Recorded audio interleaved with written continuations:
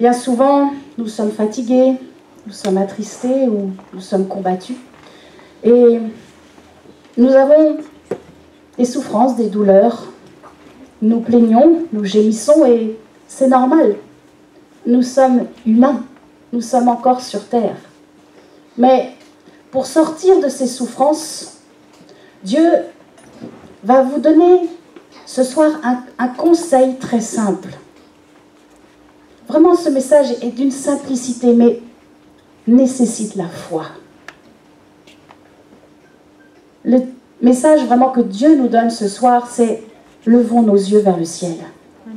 Levons nos yeux vers le ciel. Plusieurs fois dans la Bible, c'est écrit « Levez vos yeux ». Et j'aimerais prendre deux exemples, on pourrait en donner bien d'autres, mais deux exemples d'hommes dans la Bible qui ont levé les yeux vers Dieu quand ils étaient dans les problèmes. Un, dans l'Ancien Testament, c'est Moïse. Je crois que Moïse est vraiment l'exemple dans l'Ancienne Alliance qui n'a pas regardé aux circonstances. Il n'a pas regardé à la dureté de cœur de Pharaon. Et il n'a pas regardé non plus l'impossibilité de sortir de l'Égypte. 400 ans d'esclavage. Lui qui a été élevé dans la maison de Pharaon, rejeté par les siens, mais choisi de Dieu. J'aimerais que nous puissions lire ensemble dans le chapitre 11 d'Hébreux, 2 versets qui vont nous faire comprendre que Moïse n'a pas regardé à ce qu'il voyait, mais il a regardé à la rémunération de Dieu.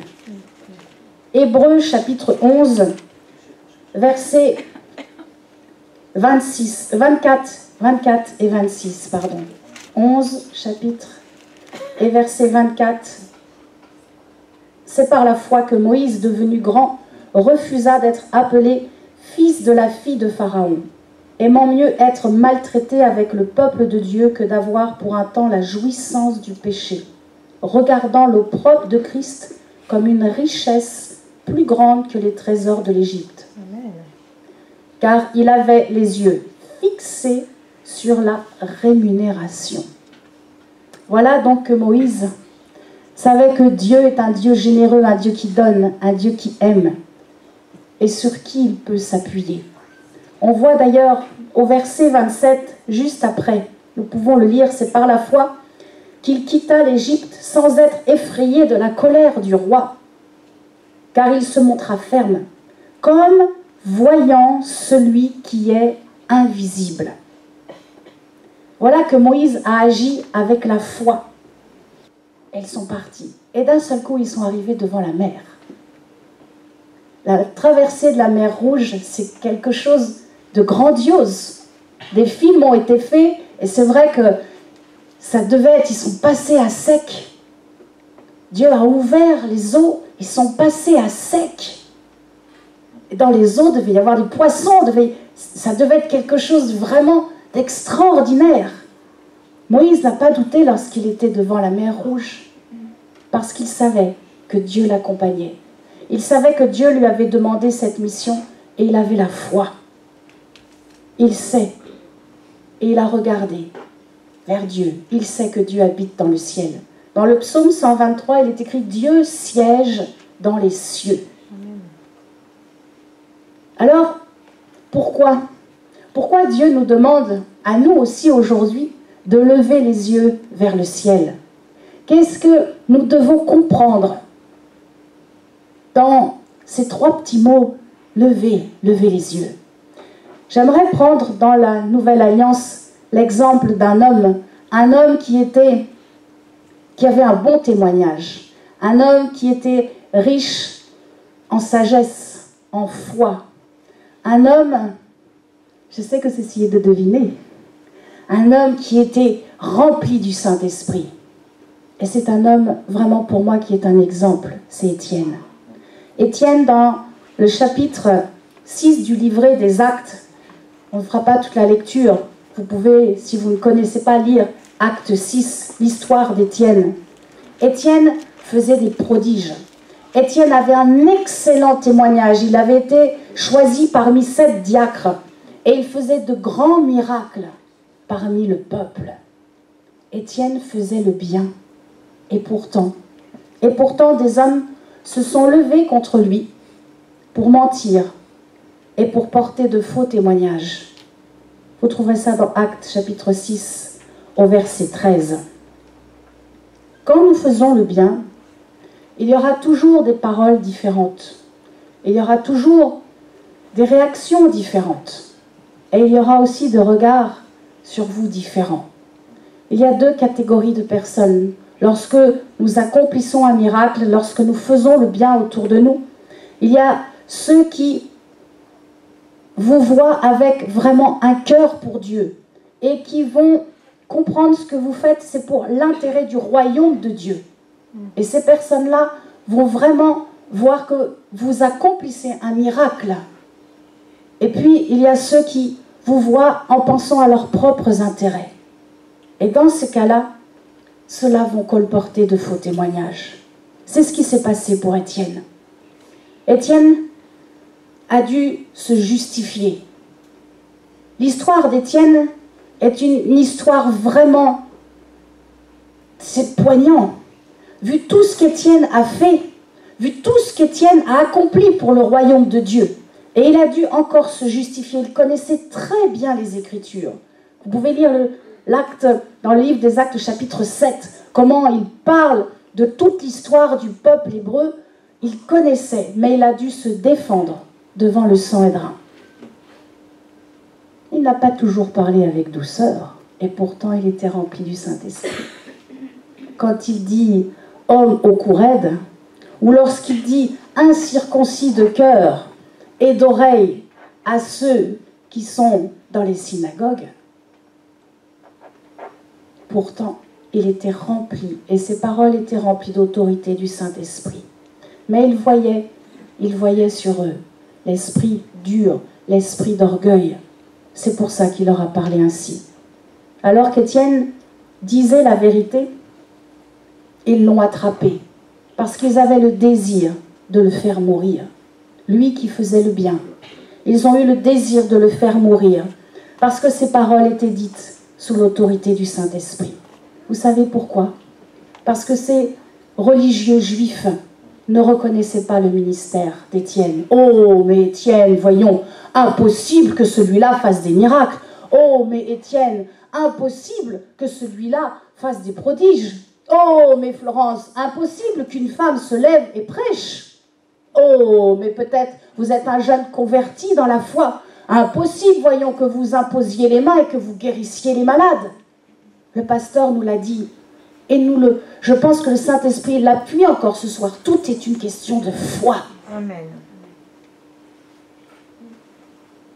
Si vous avez cru en mon nom, vous imposerez les mains aux malades et ils seront guéris. Ce n'est pas écrit juste pour le pasteur. Ce n'est pas écrit juste que pour les hommes. C'est pour tous. C'est pour cela que nous devons manifester la foi. Je voudrais vraiment vous encourager par ce message et encourager particulièrement ceux qui se lèvent pour servir Dieu. Il n'y a pas de petite fonction. Il n'y a pas que ceux qui sont au pupitre. Chacun, nous sommes dans l'Église et chaque âme vivante fait avancer la barque de l'Église. Encore plus, encore plus. Il va falloir manifester la foi. Peut-être vous avez une vision dans le cœur, Dieu vous a mis quelque chose, accomplissez-le. Peut-être vous recevez des paroles, voilà qu'on chante et vous recevez quelque chose dans votre cœur et vous n'osez pas le dire. Rejetez cela. Ne retenez pas pour vous la parole et laissez-la, la parole prophétique. Ne doutez pas. Peut-être tu es chantre, alors fais un CD. Peut-être tu es musicien, alors écris de nouveaux chants à la gloire de Dieu. Nous avons tous quelque chose à faire pour l'avancement du royaume de Dieu. Simplement faisons ce que Dieu nous demande de faire. Amen. Amen. Pourquoi je vous parle d'Étienne? Parce que c'est vrai, je vous l'ai dit, pour moi c'est un exemple. Étienne pour moi est vraiment un exemple dans la foi, dans l'humilité, dans l'amour qu'il avait. Et pourtant, ce qui est dommage dans son histoire, c'est que certains ont tendu l'oreille aux paroles mensongères jetées contre lui. N'est-ce pas ce qui s'est passé pour Saul? Saul de Tarse était d'accord et a approuvé le meurtre d'Étienne. Et pourtant, Saul de Tarse deviendra l'apôtre Paul, qui a écrit 80% du Nouveau Testament. Et il apprendra lui aussi à son tour ce qu'est la persécution. Ils ont lapidé Étienne. Ils l'ont tué, ils ont pris des pierres et ils ont jeté contre lui. Et pourtant, il connaissait la loi. Dans le Deutéronome, il est bien écrit « Tu ne tueras point ». Il connaissait la loi. Et pourtant, ils l'ont tué.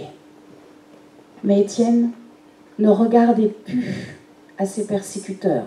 Étienne ne regardait plus à ses meurtriers. Étienne regardait vers le ciel. Si vous voulez bien lire ensemble, dans Actes 7, versets 55 et 56, nous verrons que Étienne n'avait pas les yeux sur ce qui est visible, ce qui est sur terre. Mais Étienne, rempli du Saint-Esprit et fixant les regards vers le ciel, vit la gloire de Dieu et Jésus debout à la droite de Dieu. Et il dit « Voici, je vois les cieux ouverts et le Fils de l'homme debout à la droite de Dieu. » Écoutez bien. Étienne n'était plus dans l'attente du royaume de Dieu. Étienne n'était plus dans la manifestation de la foi.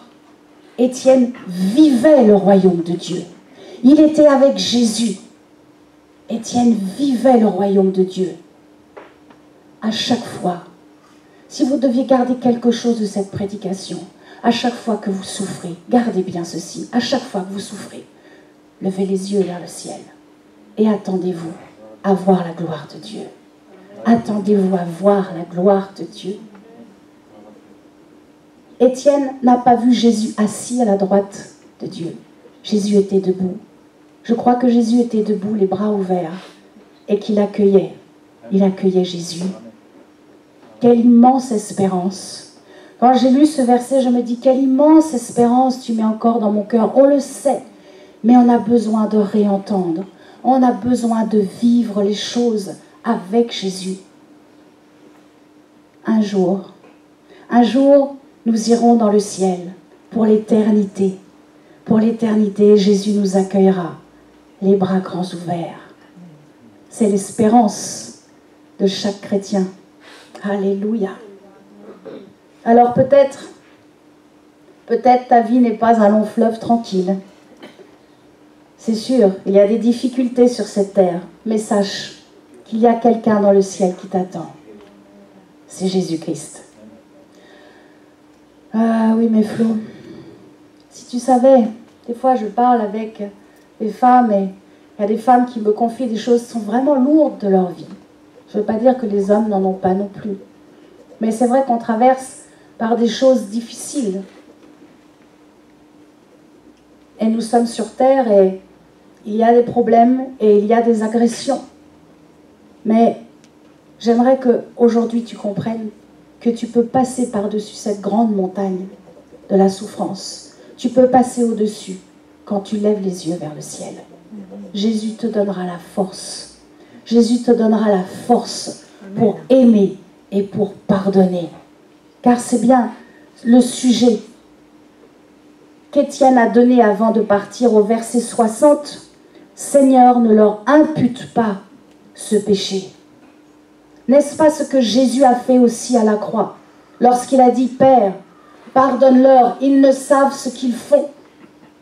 Alors, à chaque fois que tu souffres, que ce soit dans ta famille, dans n'importe quel endroit, à chaque fois que tu te sens vraiment mal, attristé, lève les yeux vers le ciel et demande au Seigneur, aide-moi à pardonner. Et le Saint-Esprit va le faire en toi En nous-mêmes, nous ne pouvons pas le faire. Mais par la grâce de la présence du Saint-Esprit, nous pouvons pardonner et aimer. Parce que Jésus l'a fait. Parce que d'autres l'ont fait avant nous. Étienne l'a fait. Et nous sommes de la même nature qu'Étienne. Alors vous pouvez le faire. Vous pouvez demander. Demandez à Jésus. Et il vous donnera la force. À chaque fois que tu prends des coups, à chaque fois que tu entends peut-être des paroles qui viennent et qui t'attristent, lève les yeux, vraiment lève les yeux vers le ciel. Vous savez, de regarder le sol, je ne sais pas si vous voyez ça, souvent quand je fais mes courses, je vois beaucoup de gens, ils sont avec leur caddie, mais ils avancent et ils ont le regard vers le sol et ils sont tristes. On a tellement envie de leur dire, mais lève les yeux vers le ciel, il y a de l'espérance, il y a l'amour, il y a le pardon, il y a tout en Jésus-Christ. Alors, peut-être la vie a été dure avec toi. Peut-être c'est dans ton enfance. Peut-être même on t'a violenté. Peut-être tu as eu des paroles qui t'ont détruite. Vous savez, il y a des pères ou des mères qui donnent des paroles où on garde ça, on traîne ça pendant des années et des années. Mais aujourd'hui, Dieu te donne un simple conseil. Regarde au-dessus. Lève les yeux vers le ciel. Jésus est là. Jésus a tout accompli pour toi. Jésus est mort sur la croix et a donné sa vie afin que tu aies la vie éternelle, afin que tes péchés soient pardonnés. Alléluia! Mais une fois que tu as accepté Jésus comme ton sauveur, tu vas apprendre à vivre avec lui. Et chaque jour, lorsque tu seras fatigué ou affligé, tu sais qu'il est là. Tu sais qu'il est là et qu'il t'attend. Tu sais qu'il est là et qu'il t'entend. Il peut te prendre dans ses bras et te dire simplement « je t'aime ». Je me souviens, avant que je me convertisse, je cherchais l'amour. Je cherchais l'amour dans un homme parce que je ne savais pas que l'amour était en Dieu. Et je cherchais vraiment à être aimée, cet amour qui fait qu'on se sent bien. Mais j'ai tellement été déçue par les hommes. Et un jour, Dieu m'a fait grâce. Il a ouvert les yeux de mon cœur et il m'a dit, regarde, le véritable amour, l'amour que tu cherches, il est en mon Fils. L'amour que tu cherches, Florence, il est en Jésus-Christ. L'amour qui est là et qui donne sans condition, qui n'attendra pas un retour. L'amour qui te montre le vrai chemin pour aller dans l'éternité, le chemin de la paix.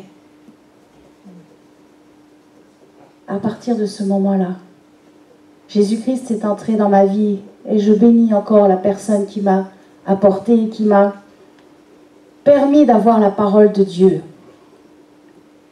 Vous savez pourquoi? Parce que cette personne-là, avant, elle a dû prier pour moi.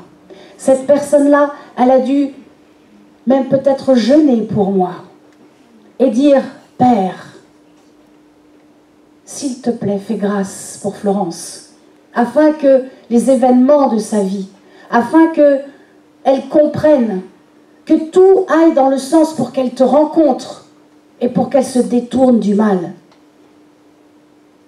Comprenez-vous le pouvoir que nous avons? Si vous avez accepté Jésus-Christ comme votre sauveur, Dieu vous donne le pouvoir de ce que peut-être votre mari n'est pas converti, un enfant n'est pas encore sauvé, peut-être votre père, votre mère, quelqu'un de votre famille, vos collègues de travail, des amis que vous avez depuis longtemps, pourtant vous leur avez parlé de Jésus et pourtant leur cœur est encore fermé. Par la prière, par la foi dans le nom de Jésus-Christ, vous pouvez demander à Dieu une prière qui sera exaucée. Père, s'il te plaît, ouvre les yeux de son cœur afin qu'il puisse découvrir l'amour, le véritable amour, afin qu'il puisse comprendre ce que c'est le sacrifice de Jésus-Christ pour lui. afin qu'il se détourne de ses péchés, qu'il arrête de se droguer, qu'il arrête à chaque fois de s'enivrer ou de faire du mal. Dieu nous donne par la foi. Prenez ce soir, prenez cette onction de foi que Dieu veut vous donner, afin que lorsque vous allez rentrer chez vous, vous allez pouvoir prier, vous allez pouvoir vraiment demander à Dieu, s'il te plaît, Père, que les yeux de son cœur s'ouvrent pour qu'il soit sauvé. La vie sur terre passe vite, mais après, nous aurons toute l'éternité. Et lorsque nous avons compris que Jésus est mort sur la croix pour nous, pour que nous puissions passer l'éternité avec lui, eh bien nous allons prier pour les autres, pour ceux qui n'ont pas encore rencontré leur Sauveur. Alors, regardez vers le ciel. Ne regardez pas à moi, ne regardez pas à Florence, mais regardez vraiment à Jésus-Christ. Lorsque vous allez rentrer chez vous, oh, peut-être vous êtes mariés, et puis vous vous endormirez sur l'oreiller. Peut-être vous êtes seul et vous attendez vraiment que Dieu vous envoie un bien-aimé. Peu importe, lorsque nous nous endormons, seul Jésus est là et prend soin de nous et nous accorde sa paix et nous accorde la grâce d'avoir l'espérance que demain sera une bonne journée. Alléluia. Nous devons croire que Dieu est avec nous. Ne plus nous inquiéter et croire que Dieu est vraiment avec nous. Alors aujourd'hui, je vous encourage vraiment à élever les yeux de votre cœur vers Jésus-Christ. Dans 1 Samuel, chapitre 16, verset 7, il est écrit « L'homme regarde à ce qui frappe les yeux, mais Dieu regarde à notre cœur. » Je vais commencer par les hommes. Souvent, les hommes regardent vers les femmes qui passent. Et nous, les femmes, nous regardons vers ce qui brille. Mais Dieu, lui, regarde au cœur. Nous, les hommes, nous regardons bien souvent à l'apparence. Mais Dieu, lui, est en train de regarder dans les profondeurs de votre cœur. Et il te dit ce soir, simplement, je t'aime.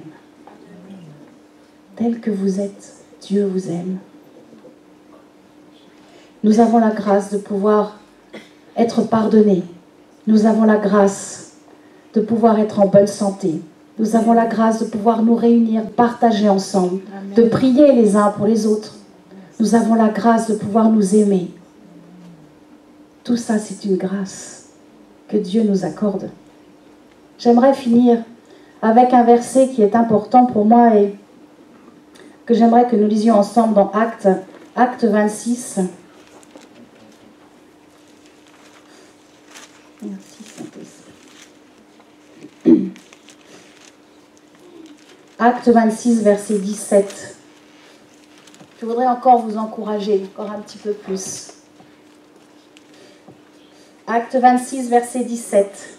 Je t'ai choisi du milieu de ce peuple et du milieu des païens, vers qui je t'envoie, afin que tu leur ouvres les yeux, pour qu'ils passent des ténèbres à la lumière et de la puissance de Satan à Dieu, pour qu'ils reçoivent par la foi en moi le pardon des péchés et l'héritage avec les sanctifiés.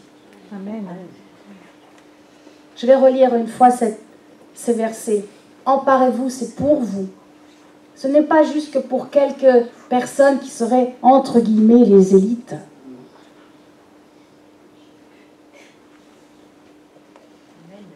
C'est pour nous tous. Amen. Je t'ai choisi du milieu de ce peuple et du milieu des païens, vers qui je t'envoie, afin que tu leur ouvres les yeux, pour qu'ils passent des ténèbres à la lumière et de la puissance de Satan à Dieu, pour qu'ils reçoivent, par la foi en moi, le pardon des péchés et l'héritage avec les sanctifiés. Quelle grâce extraordinaire! Nous pouvons et nous avons, par la foi en Jésus-Christ, la puissance pour pouvoir faire passer les âmes des ténèbres à la lumière. Ne croyez pas que vous êtes tout petit dans le royaume de Dieu. Par la foi, nous pouvons sauver les âmes. Nous pouvons guérir les malades. Alléluia. Amen. Alors, ce ne sera ni par la force, mais ça sera simplement par la foi. Nous pouvons donc aider notre prochain à ouvrir les yeux sur la réalité de sa vie. Dans le nom de Jésus-Christ, nous pouvons le faire. Nous pouvons le faire. Alors, pendant que peut-être le groupe de louanges revient, j'aimerais finir vraiment pour vous aider. Peut-être c'est trop dur. Je dis, ok Flo, j'ai bien entendu ce que tu m'as dit, mais si tu connaissais là, ma vie, les événements par lesquels je passe, c'est trop difficile, je n'arrive pas à lever les yeux vers le ciel. J'aimerais vraiment prier afin que vous puissiez regarder au-dessus de cette montagne de problèmes ou de souffrances. J'aimerais aussi prier afin que vous ne marchiez plus la tête baissée, mais que vous ayez la tête redressée, parce que vous êtes des fils et des filles de Dieu. Alléluia. Afin que vous deveniez des adultes dans la foi. À plus à chaque fois, allô, pasteur? Non. Et à dire, non, maintenant, cette fois-ci, je ne vais pas aller appeler le pasteur, ni un ancien, mais je vais regarder vers le ciel et je vais mettre ma foi en action. À ce moment-là, tu vas grandir, tu vas augmenter ta foi. Et afin que tu puisses voir la gloire de Dieu. Alors, je vous invite à vous lever à votre place. Et j'aimerais vraiment prendre un temps de prière afin de libérer vraiment une onction de délivrance, une onction de guérison. Peut-être tu te sens loin de Dieu. Peut-être tu as fait des choses et tu sens loin, tu n'arrives plus à te reconnecter avec l'onction du Saint-Esprit, avec la présence de Dieu. Le Saint-Esprit va te toucher encore ce soir. Et tu vas pouvoir te sentir réconcilié avec Dieu par le pardon. Peut-être tu as mis tes pieds dans une congrégation et ils ont mis un bandeau sur tes yeux. Vous savez, ça se fait. On met un bandeau sur les yeux et on pense que ces choses sont vraies. Ce n'est pas anodin. Si on a fait ces choses sur toi, aujourd'hui, je te dis que tu n'auras plus ni lien, ni pacte, ni ordonnance qui te tiendront liés. Car nous allons couper cela dans le nom de Jésus afin que tu sois libéré.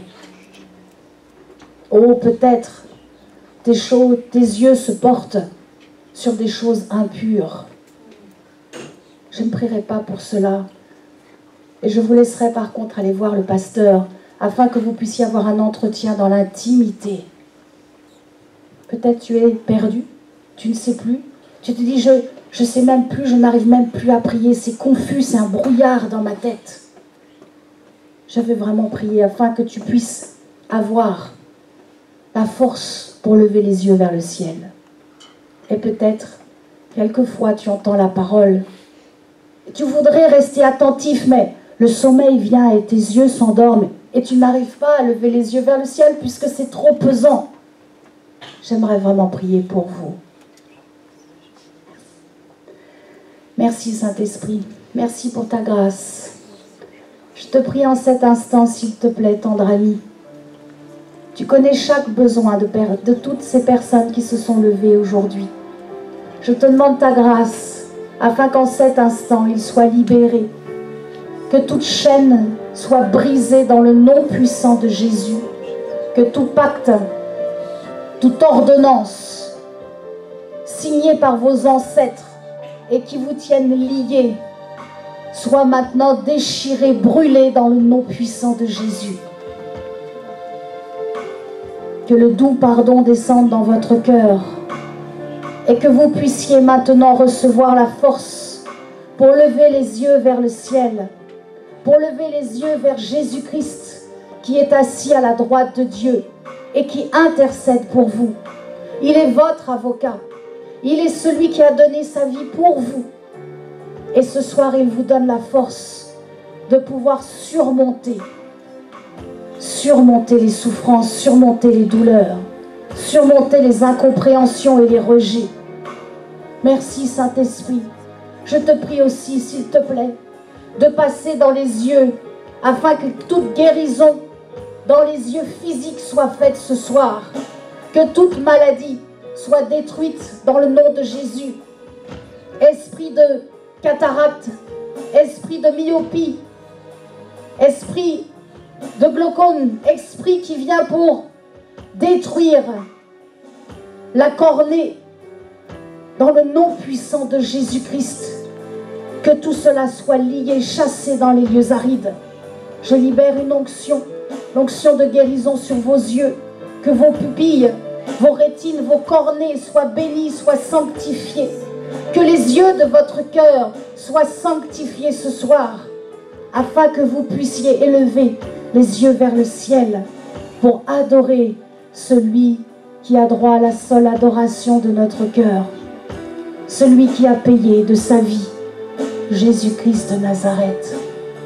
Merci Seigneur, merci pour ta grâce, dans le nom puissant de Jésus, dans le nom puissant de Jésus. Amen, amen, amen. Soyez bénis.